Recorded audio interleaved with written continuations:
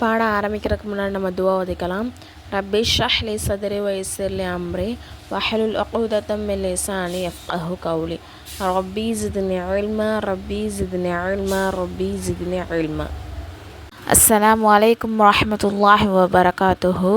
ஒரே மாதத்தில் நம்ம குர்ஆன் ஓத தெரியாதவங்க கூட குர்ஆன் ஓதுறதுக்கு ஒரு அரிய வாய்ப்பு இதாக இருக்கும்.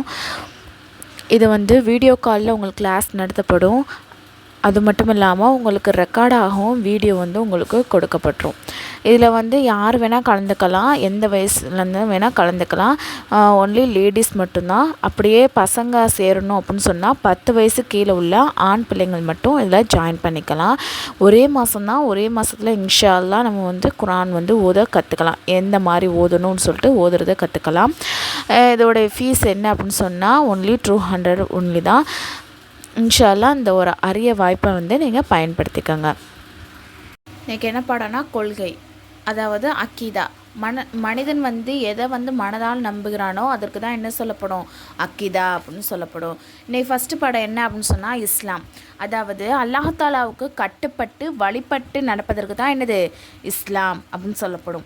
எவர் அல்லாஹ்வின் கட்டளைக்கு கட்டுப்பட்டு அவனுக்கு மாறு செய்யாமல் இருக்கிறாங்களோ அவங்க தான் என்னது முஸ்லீம் என்று சொல்லப்படும். சரிங்களா? இஸ்லாம்னா என்ன? அல்லாஹுடைய கட்டுப்பட்டு அவனுக்கு வழிபடுறது தான் இஸ்லாம். யார் அல்லாஹ் கட்டுப்பட்டு வழிபட்டு நடக்கிறாங்களோ அவங்க அந்த பர்சனுக்கு தான் என்னது முஸ்லீம் என்று சொல்லப்படும். இஸ்லாத்தோடைய கடமைகள் என்ன? நம்ம சின்ன பிள்ளையிலேருந்தே படிச்சிருப்போம். இஸ்லாத்தோடைய அஸ்திவாரம் என்னது? 5 தூண்கள் மீது அமைந்துள்ளது. சரிங்களா? ஃபஸ்ட்டு என்ன? கலிமா, அதாவது லா இலாஹ இல்லல்லாஹ் முஹம்மது ரசூலுல்லாஹ்.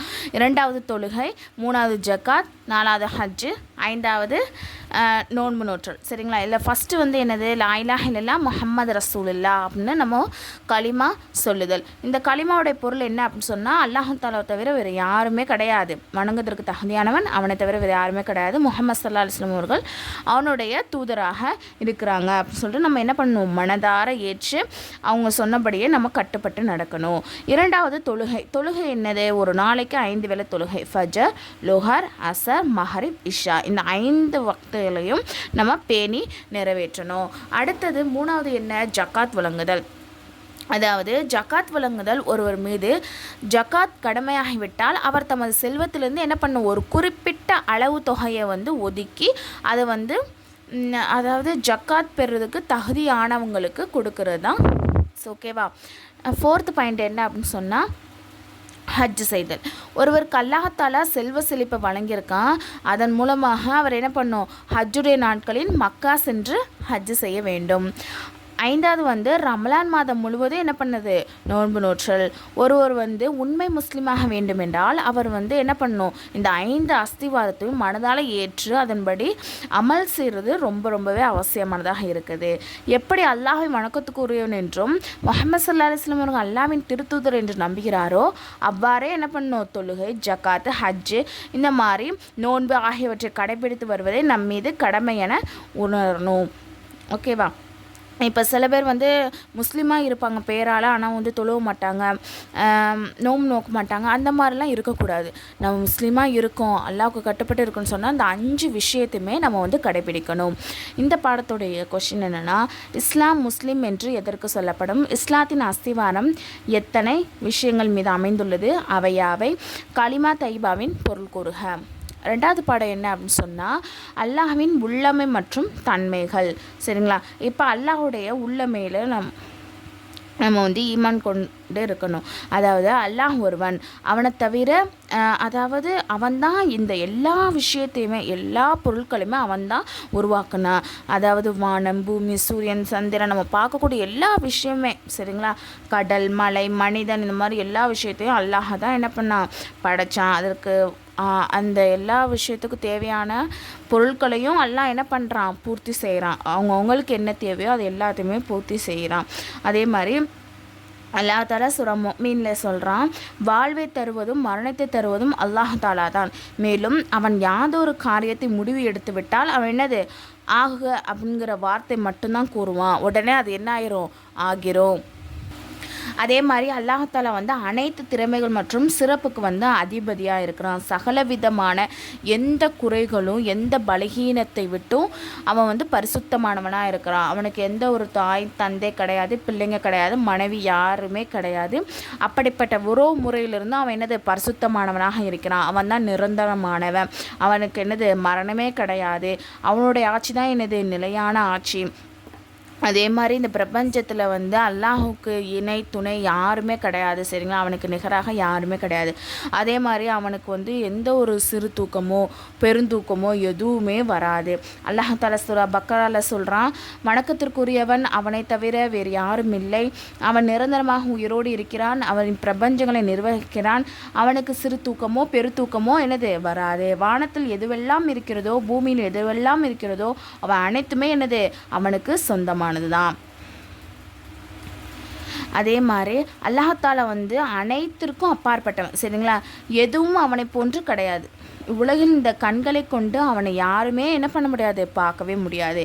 இன்னும் அதே மாதிரி நாலா திசையிலும் பரவியுள்ள இயற்கையின் அடையாளங்களும் அவன் தன்மைகள் அனைவரிலும் அதனை அறிந்து கொள்ளலாம். அல்லாஹாலாவின் மிக அதிகமான தன்மைகள் உள்ளன. அவற்றின் சில என்ன விஷயம் அப்படின்னு சொன்னால் அறிவு, அதாவது அனைத்தையுமே எல்லா விஷயத்தையுமே அறிதல். வல்லமை, அதாவது அனைத்திலையும் தன் ஆற்றல் செய்தல். உயிர், அதாவது எப்போதும் என்னது உயிரோடு இருத்தல். செவி, அதாவது அனைத்தையும் எல்லா விஷயத்தையும் என்னது செவியுற்றல். பார்வை, அதாவது அனைத்தையும் பார்த்தல். நாட்டம், அதாவது அனைத்து காரியத்தையும் தனது நாட்டப்படி செய்தல். இதுதான் அவனுடைய தன்மைகள். சரிங்களா, அடுத்தது வந்து அல்லாஹ்தாலாவை பற்றி தன்மை பற்றி நமது கொள்கை வந்து என்ன பண்ணணும், இவ்வாறு தான் இருக்கணும் அப்படின்னு சொல்லிட்டு சில விஷயங்கள் சொல்கிறாங்க. அல்லாஹ்வின் அனைத்து தன்மைகளும் என்னது நிரந்தரமானதான். அதாவது கொஞ்ச நாளைக்கு இந்த தன்மை இருக்கும், அதுக்கப்புறம் அடுத்த தன்மை வந்துடும். அவனுடைய தன்மைகளில் வந்து குறைவு ஏற்படும், அந்த மாதிரிலாம் எதுவுமே கிடையாது. சரிங்களா, அவனுடைய தன்மைகள் வந்து நிரந்தரமானது. அல்லாஹ்வின் தன்மைகள் படைப்பினங்கள் தன்மையை போன்று குறையானவை அல்ல. உதாரணமாக நாம் ஒரு நேரத்தில் வந்து என்னது ஒரு விஷயத்தையோ மிஞ்சி போனால் 2 விஷயத்தை நம்ம காதால் லிசன் பண்ணலாம். அதுவும் கொஞ்சம் கஷ்டம்தான். சரிங்களா, 2 விஷயத்த ஒரே நேரத்தில் கேட்குறது. ஆனால் அல்லாஹாலா எப்படின்னா ஒரே நேரத்தில் எல்லா விஷயத்தையுமே என்னது செவியேற்கக்கூடியவனாகவும் பார்க்கக்கூடியவனாகவும் அவன் இருக்கிறான். சரிங்களா, அல்லாஹ்வின் தன்மைகள் படைப்பினங்கள் தன்மைகளை ஒத்ததாக இல்லை. அதாவது அவனுக்கு பார்ப்பதற்கும் கேட்பதற்கும் படைப்பினங்கள் போன்ற காதுகளோ கண்களோ தேவையில்லை. சரிங்களா, குர்ஆனில் கூறப்பட்டுள்ளது எப்பொருளும் அல்லாஹாலாவுக்கு ஒப்பானதல்ல, மேலும் அவனே அனைத்தையும் கேட்கிறான், அனைத்தையும் பார்க்கிறான். இப்போ சில இடத்துல அல்லாஹ் வந்து பார்க்குறான், கேட்குறான், அந்த மாதிரி இருக்கும்போது அப்போ நம்மளை மாதிரி தான் கண்ணு வந்து அல்லாஹ்க்கு இருக்குமோ, காது வந்து அல்லாஹ்க்கு இருக்குமோ நம்ம நினைக்கக்கூடாது. சரிங்களா, அதான் முன்னாடியே நம்ம சொல்லியிருக்கோம், படைப்பினங்களை போன்று எந்த தன்மையுமே அல்லாஹ்க்கு கிடையாது. ஓகேவா, அவன் வந்து எல்லா விஷயத்தையும் விட்டு அப்பாற்பட்டவன். அப்போ பார்க்குறான் கேட்குறான்னா எல்லா விஷயத்தையும் கேட்குறான்னா வந்து நம்ம மாதிரி காது மாதிரி வச்சு தான் கேட்குறான்னா அது தெரியாது. சரிங்களா, அது அல்லாஹ்க்கு மட்டும்தான் தெரியும். அல்லாஹாலாவின் உள்ளமை மற்றும் அனைத்து தன்மைகள் மீதும் நம்பிக்கை கொள்வது அவசியமாகும்.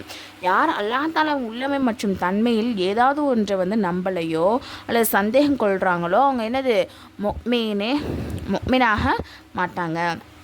இந்த பாடத்துடைய கொஷின் என்னன்னா, பிரபஞ்சங்கள் அனைத்தையும் படைத்தவன் யார், வாழ்க்கையின் தேவைகள் அனைத்தும் நிறைவேற்றுபவன் யார், தனது வல்லமையினால் பிரபஞ்சத்தை நிர்வகிப்பவன் யார், அல்லாஹ்தாலாவின் சில தன்மைகளை விவரி, அல்லாஹ்வின் தன்மைகள் பற்றி நமது கொள்கை வந்து எவ்வாறு இருக்க வேண்டும். இது ஃப்ரீ முஅல்லமா கோர்ஸ். இதில் வந்து 1 இயர் கோர்ஸ். இதில் வந்து ஜாயின் பண்ண விருப்பம் உள்ளவங்க கீழே நான் டிஸ்கிரிப்ஷனில் வந்து டெலகிராம் லிங்க் வந்து கொடுத்துருக்கேன், அதில் வந்து ஜாயின் பண்ணிக்கோங்க. அதில் வந்து இன்னும் சில டீட்டெயில்ஸ்லாம் கொடுத்துருக்கேன்.